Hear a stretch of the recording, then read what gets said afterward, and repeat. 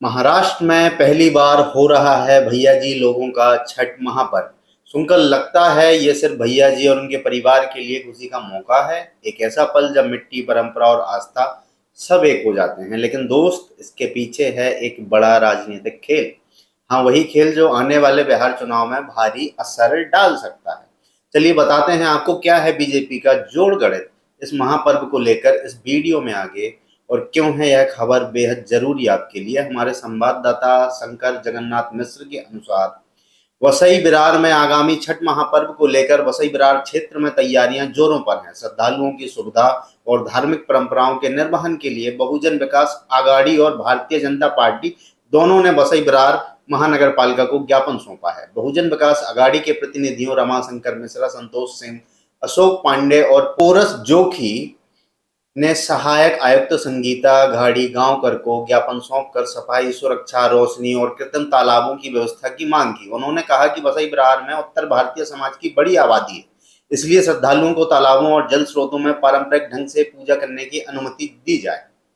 वहीं भाजपा वसई रोड मंडल के अध्यक्ष महेश सरवणकर और महामंत्री दीपक शर्मा ने अतिरिक्त आयुक्त दीपक सावंत को ज्ञापन सौंपकर कहा कि छठ पूजा एक पर्यावरण अनुकूल पर्व है जिसमें किसी प्रकार का विसर्जन नहीं होता, इसलिए श्रद्धालुओं को प्राकृतिक जल स्रोतों जैसे तालाब, नदी, समुद्र तट पर पूजा की छूट दी जानी चाहिए। दोनों ही दलों ने नगर प्रशासन से अपील की है कि छठ पर्व के दौरान स्वच्छ, सुरक्षित और सुविधाजनक वातावरण सुनिश्चित किया जाए। पर आपको बता दें, असल में भैया जी के महापर्व को महाराष्ट्र में सार्वजनिक रूप से मनाने का फैसला केवल धार्मिक उत्सव नहीं बल्कि बीजेपी की राजनीतिक रणनीति का हिस्सा है। क्योंकि सरकार ने भैया जी के लिए सच में कुछ नहीं किया, न नौकरी में बदलाव, न किसी आर्थिक मदद का पैकेज, और अब वही भावनाएं भैया जी का महापर्व वोट बैंक बनाने के लिए इस्तेमाल की जा रही है। भैया जी ने बीजेपी को भर भर के वोट दिए, उम्मीद थी कि अब हमारी भी सुध ली जाएगी और कुछ भला होगा हमारा भी। लेकिन हकीकत में यह है कि भैया जी बिहार, यूपी में लगातार मुश्किलों का सामना कर रहे हैं। कभी ट्रेन की भीड़ में, कभी भाषा की वजह से सरकार ने ज्यादातर चावल और वादे ही दिए, असली मदद नहीं मिली। अब बीजेपी थोड़ा चिंतित दिख रही है, कहीं इस बार भैया जी वोट ना रोक दें, इसलिए उनकी भावना और महापर्व का सहारा लेकर वोट हासिल करने की चाल चली जा रही है। दरअसल भैया जी के लिए सच में कुछ नहीं किया गया, उनकी आस्था, उनके महापर्व को देखकर ही चुनावी माहौल तैयार किया जा रहा है।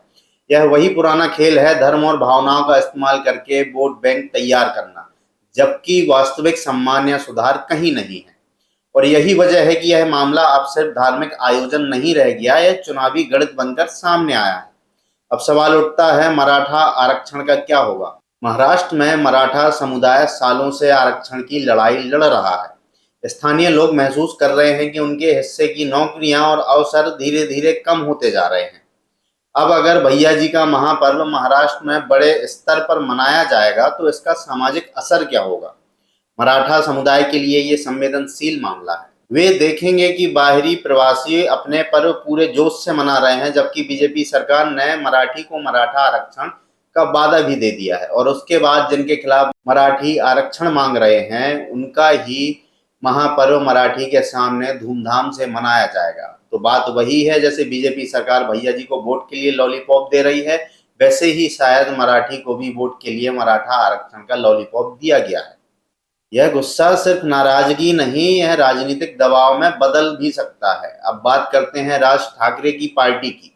यह पार्टी हमेशा से महाराष्ट्र की संस्कृति और स्थानीय अधिकारों की रक्षा का दावा करती आई है। लेकिन सवाल ये है कि क्या वो इस बार भैया जी के महापर्व पर बीजेपी को घेरेंगे। शायद नहीं, क्योंकि अगर वे खुले तौर पर विरोध करते हैं तो उन्हें कानूनी कार्रवाई और जेल की हवा तक खानी पड़ सकती है। इसलिए उनकी चाल अक्सर कमजोर लोगों और छोटे समूहों तक सीमित रहती है। सीधे बीजेपी पर वार करना उनके लिए राजनीतिक आत्महत्या के बराबर है। लेकिन अब मुश्किल यह है, जब वही भैया जी जिन्हें कभी बाहरी कहकर मारा गया, उनका पर्व अब महाराष्ट्र की धरती पर मनाया जाएगा, तो क्या राज ठाकरे की पार्टी ऐसे यूं ही जाने देगी, या फिर यह उनके लिए मराठी अस्मिता पर हमला माना जाएगा। तो दोस्तों, भैया जी का छठ महापर्व आस्था का पर्व है, लेकिन इस बार महाराष्ट्र में इसका राजनीतिक रंग साफ दिख रहा है।